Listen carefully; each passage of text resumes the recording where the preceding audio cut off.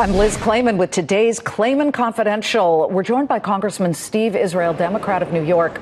Congressman, you have served for 16 years and you will soon step aside. I'd love to know what's at the heart of your decision here. Well, Liz, it was several things. First and foremost, I'm just a big believer that there comes a time when you have to pass the torch. You know, they talk about the trappings of power in Washington for a reason. They can trap you. I just think that the time has come to let somebody else give this place a try.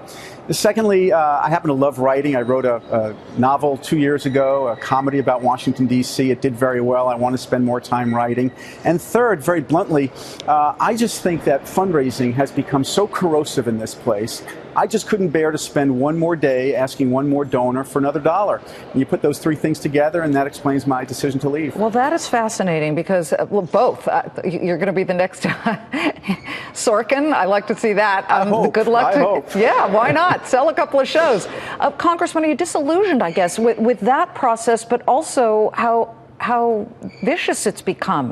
You know, we want the next person to work with both sides, at least. I think that I speak for many voters, and yet all we hear is this divisiveness. How do we get over that?